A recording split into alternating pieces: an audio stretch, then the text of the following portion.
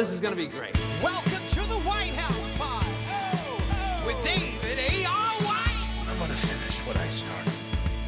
It's not easy. It's simple.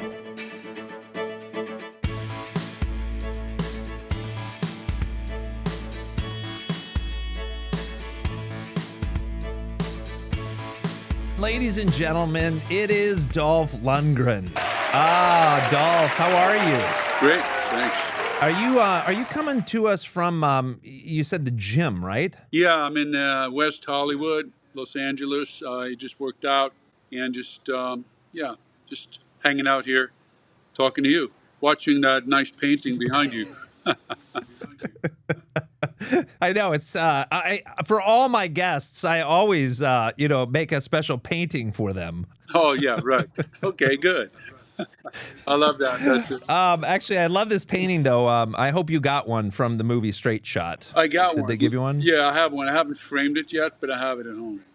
I'll give you the frame to this if you can't quite find one. Thank you. All right. So now, when you work out, what are we working on these days? Like, are you just lifting? Is it running? Is it elliptical? Or do you have to go in there and like actually kick somebody and punch somebody? A bit of everything. I think my workout stayed sort of the same. I think as I got older, I try to focus. The first priority would be strength training, just to keep the muscle mass. And the second priority, I think, is mobility. I do some Pilates, I do some martial arts, and then cardio. So strength and cardio and mobility would be number two. I try to do one sort of circuit training day a week when I do light weights and hit the bag or do squat kicks or, I'm on the assault bike, that kind of thing. Try to get the heart rate up. But, and then, sometimes every fourth or fifth week, I take a week off. I don't lift. I just do some walks and maybe hiking and things like that, just to kind of get my enthusiasm back up. So otherwise, I feel you can get overtrained. I just lose my interest if I do the same thing for too long. When you were a kid, obviously you were an incredible martial artist. Were you was kickboxing was that your thing? Yeah, I actually was kind of a late bloomer, as they say. I had allergies and I was not very athletic when I was young. When I was, say, from up till about 13 or 14, and then at that point I got better. They have some medications that came out around that time. I had some asthma and things like that, and at that point I started doing martial arts, and I was also playing ice hockey in Sweden. Ice hockey, soccer, martial arts. Started with judo, did that for a while, ended up underneath some 200-pound guy who was sweating on me. I was just a kid, trying to choke me out. And I said, I don't know about this. Then I heard about something called karate, where you kind of stand off and you get away from the other person. You can punch and kick. And I realized I was better at that. And I started doing that when I was about 15. What was your first entrance into the Hollywood thing? Was it martial arts movies, or it wasn't Rocky IV, was it? Well, actually, it's a bit of I took a bit of a detour. I was studying chemical engineering. My dad was an engineer, my older brother's an engineer, my other brother's an engineer, and I had scholarships to different countries and different universities in America as well. I had one to Washington State, where I was studying in boxing, and I had one to Clemson. Then finally, I had one to MIT because I had a master's degree from Sweden. And as I was traveling, I was fighting, doing martial arts. But when I was in Sydney studying, and when I was about 25, I was trying to make money. I had a student visa. I couldn't work legally, but I could do some modeling on the side, get paid cash. So some photographer saw me in the gym. He took pictures of me. I started doing some modeling in Sydney.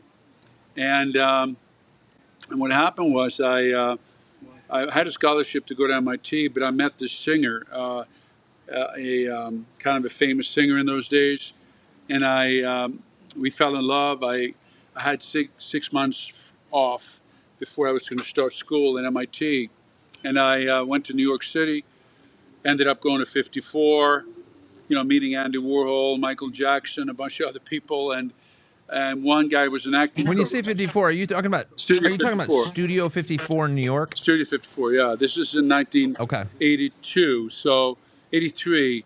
So Steve Rebell and Ian Schroeder started the original thing in 76, 77. Then they went to jail for tax evasion, but they came back out and they reopened the club. So I was there with, like I said, Mick Jagger and, Michael Jackson, David Bowie, these guys were there. And I was I'd always done a little bit of theater when I was a kid too. And then in music, I played music. So I was kind of multi-talented, and I was not super excited about being a chemical engineer for the rest of my life, but I didn't know what the alternative was. And this acting coach in New York, my girlfriend was studying with her because she was going to be in a Bond movie, James Bond movie. So I went in there and I audited some classes, and then I took a class, and he said, I think you have some talent. Maybe you could be in the movies. And I was on the set of a Bond movie with Roger Moore, and somebody didn't show up, one of the stunt guys. So I got a little role in it just for one day. At the same time, I was auditioning for various movies in New York. One was a boxing movie. Uh, I found out it was a Rocky picture. And because I was a fighter, I loved the Rocky movies. So I made a big effort. I managed to get some 8x10s from that guy in Australia, actually, of me sitting there bare-chested with wrapping my hands to Sly Stallone through my acting coach. And then I had to audition. I had to actually screen test. I had to put on some weight, do some weights, some bodybuilding, and then screen test. About 6 months later, I was up against two other Russian guys actually. Were they actually Russian guys, the other guys? The other guys were Russians, and my acting coach, his name was Warren Robertson. He passed away a few years ago. He was a very smart guy. He studied all the Rocky movies, and he said, all the other opponents are very loud, like Mr. T, dead meat, and then you had, Apollo Creed, I want you. So he said, you're a Soviet fighter, an officer. You should be very stoic. Don't do anything, just because you have a great look. Just internalize the line. Just say the line. Just, I must break you. Just say it, So don't do anything. Don't move. And that got me the screen test. Those other rushes were doing, I will punish you. I will break you. So Sly called me and I had the role. And then, I moved to LA from New York. Hold on a second. When you got that role, when you did that, the I will break you, right? Did you have the Russian accent already down, or were you still struggling because you had a Swedish accent, right? Yeah, I'd imagine. Yeah. What happened was, And I knew it was a Russian character. So when I did the screen test, there was a monologue I had to memorize, and deliver, which later used there was a teaser trailer for Rocky IV, where there's a shot starts on these red and yellow boxing boots, and it kind of goes up the legs, up through the shorts, and you find my character, and that's when I practiced the accent. I had like an accent. I had a dialogue coach in New York, but I mean the monologue was something like, "My name is Drago. I'm a fighter from the Soviet Union." It was like that. Soon the world will know my name. It was like that. And obviously I had 6 months to practice, and I wasn't stupid. I knew that if I got this role, it was going to be a great opportunity. I was already European heavyweight champion in karate, so I had a lot of skills, movement skills and so forth. I had a little bit of, I've tasted a little bit of fame, let's say. So I kind of felt like I had a chance to get the part. you had only been doing martial arts since you were 15 years old. So here you are, right? You said you had won a bunch of different championships at that point And you're 20, how old are we at that point? 22, 23? When I started winning stuff, I was about 22, and then when I got to New York and I was auditioning for the movie, I was 26. Okay, so is that a normal thing, though, that people come into martial arts and within 5-10 years, they're already winning championships? Because, I mean, most people now, it seems like you start martial arts like when you're 5 years old or, 7 or something young. Well, I don't know. There's no Or were real you just like rules this for it. freak of nature and incredibly gifted? Well, Everything was easy for you. I was gifted at it, yes. But I do think that if you start too early in martial arts, people tend to quit. If you start at 7, once you're up there and you're 14, 15, and your body changes and your hormones kick in, either you may people seem to change their opinion and their direction at that point in life. So I think if you start after you're a little bit more mature, you're a little more suited for, especially if it's a contact sport. If you start when you're 7 in martial arts, usually there's no contact, but then at some point that it starts, you start getting hit, and if you can't handle it, then you'll quit. But if you start when you're 14, 15, there's already contact, so you're more liable to finish. But I think 6, 7 years from beginner to black belt is sort of normal in my style, but it doesn't mean just because you have a black belt doesn't mean you're a good fighter. It doesn't mean you're a competitor. That's a different mindset. Was your style more from karate, or was it taekwondo, or what was your Muay Thai, or what was it?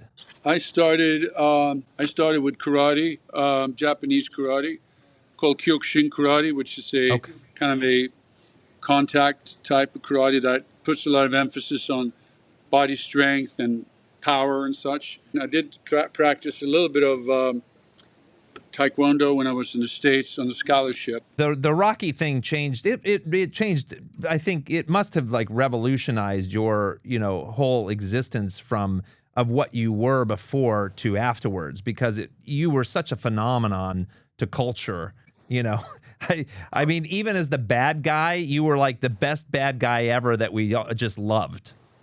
Hello. He was misunderstood. That Brigitte Nielsen just didn't understand you. Well, I think what it was with that character, he was a little bit different than the other opponents, because the real opponent was the Soviet state, right? It wasn't really him. He was just a manifestation of the system. So it was a little bit of Frankenstein's monster. Like Frankenstein creates the monster. You feel sorry for the monster, and you actually in the movie, you're scared of him, but then you start feeling sorry for him. And it was the same a little bit with Ivan Drago. I think that people, understood that he was a victim as well in some way. So that I think that's why in my next picture I was playing the lead. When you went to Russia after that, like, did the Russians love you, or did they hate you, or was it like you're one of us, or it was like you made us look bad? No, it was the other way around. They appreciated it. I mean, they knew it was a movie, and obviously, by the time I went to Russia, the Soviet Union had fallen because you couldn't go to Russia. It was very difficult to get into the Soviet Union. But once I went to Russia the first time, I think it was 1999 or something like that, 98. It had fallen. So I think I represented something for them, kind of nostalgic, a Soviet athlete. I mean, Yeah. there were a lot of very good Soviet athletes who were really worshipped in the Soviet Union, and I think I represented one of those to them. It was an iconic character. It was a very good script, and I did a good job looking the part. The acting was really solid, and the movie was very well put together, like all the Rocky pictures. But if you look at Mr. T and Carl Weathers, I mean, those are star-making opportunities. to play the opponent. It's it's like Anthony Hopkins tried to be a movie star for 25 years in America. He was a great Shakespearean actor, and he has to play a cannibal in order to, break through and become a household name. So sometimes playing somebody who evokes a lot of strong feelings can be more powerful than just playing another lead, another good guy. Yeah. You know, it depends on who you are, but for a lot of actors, it can be a really a great way to make people interested in you. Coming off of that film and going into the other action movies, then I would imagine your next picture after that, you were the lead of it. It was very difficult for me, actually. I didn't have Sly Stallone to look out for me. It wasn't as a professional environment as MGM, and you know, you had all those Irvin Winkler and Charlotte Winkler producers. You had, you know, the Rocky movie was like a Class A operation. The next one, I personally, I felt a lot of pressure, struggled with it a lot. Also, I tried to sound more American, which I hadn't wasn't an issue. Obviously, when I played Russian, and I think it was a good experience, but I do think that it was difficult. And the movie did okay. It was the studio, Canon Films, was the production company. They kind of went out of business sort of a little bit after that. So they were trying to save money on the budget, and that impacted the picture too. But it was, I think the movie itself is pretty good. I think that, but for me personally, it was a tough time. I mean, I was famous. I was a young single guy, very very decent looking. I mean, striking looking, and a lot of young ladies out there, and a lot of people want to be friends. And it was, a lot of nightclubs. This is the '80s, remember? A lot of Yeah. opportunities to go and party all night. So I was struggling with all of that at the same time. Does it bother you that you that the photo that I have of you, you have a drink in your hand right here? No, no, it doesn't. Funny enough. I just wanted you to step back into the '80s. Oh yeah, Although you have a vodka, you have a whole vodka thing going on right now. yeah, I got a vodka brand, Hard Cut, HC. Here it is. But no, It's a good name. Did you come up with that name? yeah, I did actually. Yeah, I got it from the editing world. Hard cut. Hard cut from LA to Yeah. New York, but also because the bottle is kind of hard cut, and it can be hard cut as a physical person. No, I mean, I struggle with some, too much liquor and partying a little too much for a while. I had all of those. I went through what most people I get famous go through. Pretty much everybody, I think. That you're going through something where no matter what your background is, suddenly people you don't never met think they know you and want to be your best friend. Um, you have much more money than you used to having. Um, you get a lot of people advising you on your career and what you should be doing, and it, you can't. Anytime you go out there, pictures taken of you, so it can be very easy. It's easy to feel like you have to escape from all of that, and escaping can mean drugs or alcohol. Um, you know, it could hopefully there are other ways to do it. Meditation, there's sports, family. There are other ways that I've found also, but I was kind of subjected to all of those temptations in the '80s and early '90s for sure. It says here you've done 80 action-oriented films Yeah. in your career, right? You've going from when you look back, right, when you were starting out in the '80s, '90s, and then you look at the different action movie stars, right? You're obviously one of the iconic ones, clearly, because then you have like the Expendables and you have Stallone putting in just, literally the top group of guys in there that were all starring in their own movies and putting them all together. When you have a friendship with these guys, from Van Damme to Chuck Norris to Stallone to like all the different action guys, are you all similar in the same way? Or does everybody have their own definitely, different work ethic? You're commonly known for being this super smart. Like people say, well, he went to MIT, or he went, like you were a chemical engineer, or all these things that float around about Dolph Lundgren.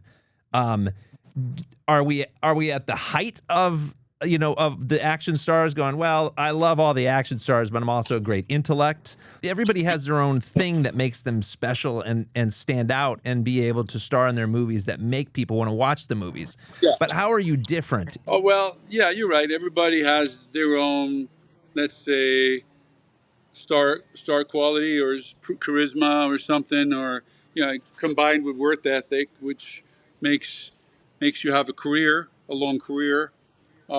Some do more directing than others. Some are more actors, and some do action comedy, and some do more action.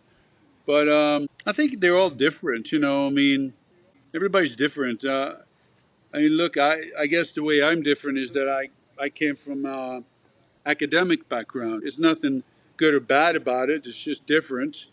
I was an athlete, competitive athlete. And I didn't have a lot of formal acting training, and some of the others have a lot of formal acting training, like Mel Gibson, for instance. He wasn't a competitive athlete, I don't think, not on that level. I know he's an action star, but he's more of I wouldn't put him in the same vein as No, Van Damme, Arnold. Jason Statham, The Rock, Stallone, Chuck Arnold. Norris. Arnold. You know what I'm talking about? Yeah, I know what you're talking about. I mean, they're all different, and I think I could say we all enjoyed meeting up and doing something together. I think it was a mutual feeling of respect and being, grateful to be part of it. I think that Stallone created that. I mean, for commercial reasons, but I think the big takeaway was that I've done a movie with Chuck Norris and Mel Gibson and Van Damme. I've been, Arnold. Arnold and Wesley Snipes, Randy Couture, Jet Li, Harrison Ford was in it too. I mean, they're all sort of iconic people that are going to be remembered. Most of them, most of the ones I know well is more for action movies. I would imagine the number one question is, oh, well, are there different, egos? Because obviously, stars have huge egos, especially when you're younger. But you guys were you had all been movie stars for quite a while, and action movie stars. So did the egos just like, we didn't even have to deal with it? Do you guys still have egos going on here? I mean, there's healthy ego, and then there's the more unhealthy ego where, people become excessively jealous and, think that there are winners and losers on a movie. I mean, that kind of attitude, to me, it's not very healthy. That some people should do better than others. I mean, everybody rise and fall together. I mean, if a movie is good, everybody has to work together. And if so there's been a bit of that, but I it's like in life. You get along with some people and some you don't, and some you get along with better than others. It depends on the person. I think as we get older, we mellow out a little bit. Most people do, and I think the Expendables people were a little older, so it was a little easier. But I mean, I've been through it. I've been on my first picture my first real picture was Rocky IV, and the first day we shot in LA was I think we shot the press conference, and I was sitting in my trailer in my boxing. I think it was in the boxing uniform. We shot some scene with me in boxing gear anyway. and I'm sitting in, I think it was a lab scene, and I'm sitting in there waiting, and I have no assistants. I'm not, you don't have a cell phone. This is like the old days. I'm just sitting there Right. waiting, and the producer, who's a nice guy, he just knocks on my door and says, "Oh, Dolph, really sorry, but is it okay if we measure your trailer?" And I'm like, "Okay." So two guys show up with a measuring tape, and they measure it, the length of it, and then, after a while, Oh the my guy comes back gosh. and says, "Do you mind switching trailers?" And I'm like, "No, I don't. I'd never been in a trailer before. I didn't care." So it turned out, he Can't says, answer that. "Well," Just say I said, "Well, yes. by the way, why?" And he says, "Oh, well, your trailer's a foot longer than this other trailer, and one of the other actors." So there you go. So I just had to switch to the other trailer. Who in the world would have the same trailer size as you in Rocky 4? Like, who else is there? Carl Weathers, I suppose. I'm not going to say who it was, but there were more supporting. There was a supporting cast of That other people that, that still had the thing going on. That's hilarious. yeah, Do you like ensemble movies versus, so like in Expendables, I would imagine maybe because you guys is, again, you're all, been doing it so for a long time that you're not. I find, a lot of times in these movies with so many people, there's the hierarchy of trying to get the screen time almost, or the best lines, or those moments. Were you guys past that by then? Again, you did all four of them though, right? yeah. Uh, well, I mean, I don't Or is think. it pretty much just easy? Like nobody's caring about any of this. No, I think everybody cared about it. Everybody wants screen time. Everybody has done a lot of work, preparation. Certainly, I had done a lot of preparation for my character, so I did care. And um, you get upset if, especially this is like 15 years ago. I wasn't quite as mellow as now. I got a little upset if they cut one of my scenes or something. I mean, it's natural because you've worked on it a lot and you want people to see it. You want to share it, but I mean, these days, it doesn't really bother me that much. I always try to, if it happens, I try to just look at it like a learning experience. Like for instance, I was in this Aquaman 2 sequel, and Aquaman sequel, number two, the sequel to the first Aquaman. The first Aquaman was great. I worked on it a lot. It was really cool to work with, Nicole Kidman and, Jason Momoa, of course, and Patrick Wilson and William Dafoe, and I had some great actors. And I didn't really have much action. It was more, I played like a political figure, a king, right? So I was really excited. And then the sequel had a great script, and I did a lot of work on it. And then, of course, what happened was, one of the actresses, went through this legal process, a big kind of publicized trial.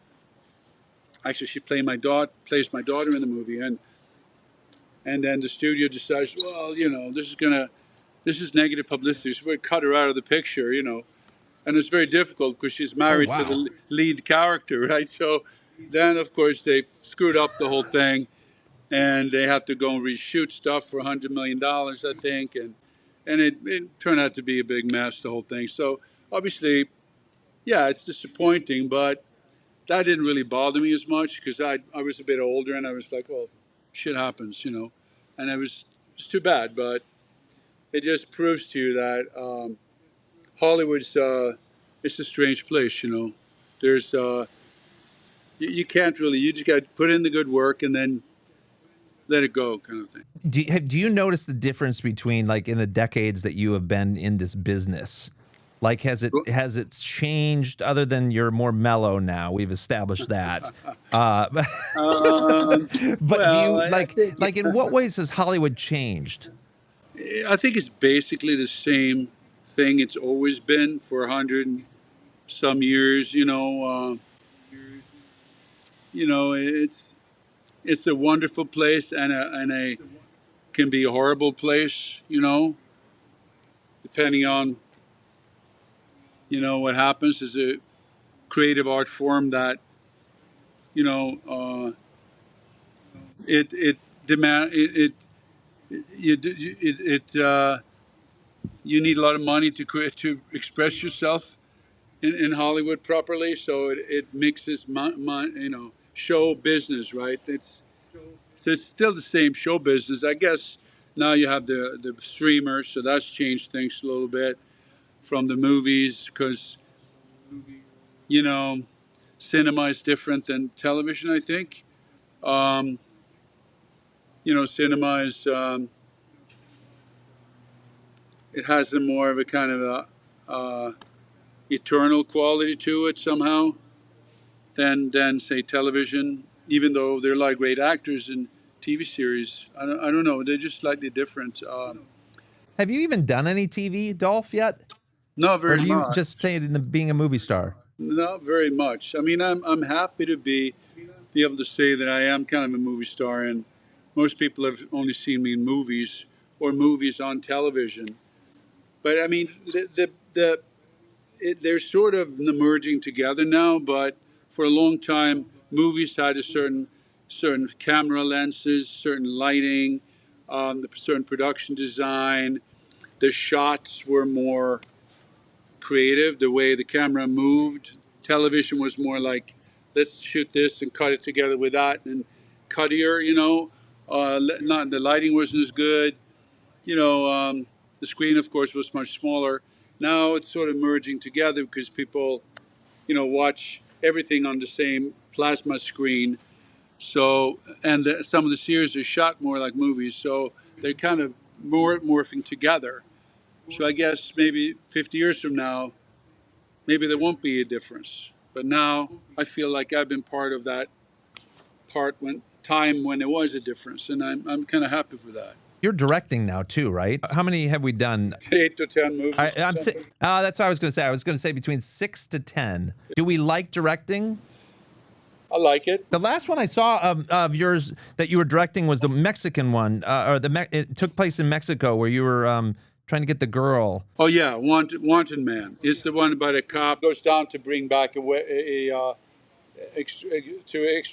extradite a witness in a murder trial, and then they try to kill him, and he realizes that the people that had sent him down are the ones they're trying to get rid of this girl. Did you write that as well? I co-wrote it with somebody. Yeah, and yeah, I like it. It's very challenging, and I think now what I'm sort of doing presently is I'm been like developing stuff to produce and act in things. So I will hire the director, let him have all the headaches of where to put the camera and the shot list and all of that, and then well, as you did on your movie, focus on trying to get the best material, to get proper financing, to give a director support, and then just act. Is that what you prefer that way? Well, I haven't really done it much, so I'm going to try it now, but I have a feeling I will like it. I mean, it's very hard to direct yourself, especially if you have a challenging role. It's almost like you need that, another eye. But I mean, some people are good at it, like Kevin Costner can do it, and Mel Gibson. But I think you have to be a very, very proficient, very secure in your acting in order to do that. Well, Stallone's been doing that too for a long Stallone's time, do right? it, yeah. You're right. He did it from Rocky 2, yeah. Did he do the Expendables? Did he direct any of the Expendables? Yeah, the first one. Yeah, he's very good at it. If your role is something that you've done before, maybe, like in his case, he at least for the Rocky movies, he had the character down. He's got the talk, he's got the ball, he's got the thing, the hat. He's got the mannerisms, so he doesn't need anybody to tell him that. Like I could direct a movie, me as Ivan Drago, maybe. But I think some of the joy I like working with directors. I like collaborating, and you grow more when somebody's pushing you a little bit, I think. It feels like out of all the Rocky folks, you're the only one that Stallone keeps calling. Yeah. Is it because of the mutual respect, the love? Like, do you guys have some something on Stallone that he's like, oh my gosh, sure, I'll. No, I think what it is. You're the favorite, Dolph. Yeah, I think that Sly is first of all, he's a physical guy, and I'm physical, and we sparred together. We were in the ring throwing each other around, for 6 months, and we did it again in other movies. And I think he's a complex person, misunderstood by a lot of people. He's very talented, but he has a temper. I mean, he's Italian. He's been hard on a lot of people, and I think people haven't really understood him. And I think I felt I understood him from the beginning, even though he was a tough guy to work for. I always appreciated him, and I never. If he got angry with me, I thought he usually had a good point, or I understood why he was that way. He gave me a lot of opportunities, and I always appreciated that. And I've always been very grateful for what he did for me. So I've had a lot of patience, let's say, with him too, as he had patience with me. So, and over the years, I think we've grown to love each other. We made 6 movies over 40 years. And it's quite unusual in this business. There's something sweet about it too. Years and years ago, as I've mentioned this before, Burt Reynolds gave me my start, and what I loved about Burt Reynolds was that when I would go on that show for almost 4 years, is looking around, and he had worked with all those people for 30 years, and I was a kid who traveled a bunch, and I always was like, man, I want that. I want to be able to work with my friends, throughout the course of my career, just because I feel like it's a family thing in a lot of ways, and there's something really sweet about that. And I've been blessed to do that. That connection between you and Stallone is something that's interesting, because you went from the Rocky IV, and then it had been a while, I think, right before. Was Creed the next one, or Expendables? Probably Expendables. Expendables. 24 years later, yeah. It's super cool. Well, I grew up on that. I saw one movie in the theater the first 18 years of my life, right? And I'd stumbled in on Grease when I was like 7. Oh, wow. And unbeknownst to my family, and they were horrified because, when I saw Olivia Newton-John in her tights, it was like I had I had crossed the line there. And so I didn't see another movie in the theater for 8 more years. And so I was on my 18th birthday was Rocky IV had come out. And that was my second movie I saw in the theater, and of course it was to see that whole thing play out was amazing. But I've appreciated your work over the years, and you've always. It seems like you have such an intellect in the work as well. They're not just action movies for action purposes. There's something beyond the characters, and even in Straight Shot, Dolph, it was such a pleasure to have you there, and also to watch you work, and your monologues and everything are really fun to watch. So thank you. Thank you, man. I appreciate it. I really liked that script a lot. I was surprised that it was as clever as it was, and as fun to shoot. And I was really, I loved working with you, and I thought our director was really good too. And the whole crew. You sort of created your little clique of people in the same way, like we were talking about, and I think that's great. I mean, Hollywood needs more of that. Yeah, true. Well, Dolph, all right, I'm gonna let you go now. What do you do for the rest of your day now? Do you go eat now? Have you had your lunch yet, or do we just do a protein shake? What happened? What does Dolph Lundgren do now for the rest of his day? I had a protein shake after I trained. Now I'm going up. I'm going to shower, have some lunch, and then I'm working on the vodka brand. We're raising funds now and creating some more content. Going to New York in a couple of weeks to promote the brand in New York. Nice. All right. Well, thank you again for being on here. We'll show the brand, and then we'll also you got a book coming out too. And when does our book hit? Do you know? The book's going to hit sometime, not until next summer, I think. I'm going through the manuscript now. And there's a doc as well, documentary, that's at the New York Newport Beach Film Festival in a couple of weeks, and we're submitted to Sundance. We're also going to be in a festival in Europe. Oh, that's great. All right. Well, if I appreciate you, I hope I see you soon, and thanks again, man. Dolph Lundgren, look up his vodka, look up his book, And I can't wait to watch that documentary. And let me know too what you think of the photo behind us, and if you want one. All right, please comment. All right, guys, subscribe on YouTube and also and check out Spotify and every other place that podcasts are on. And we thank you guys for listening. As always, you guys are awesome. God bless you. I'll talk to you soon, and I'll see you next time.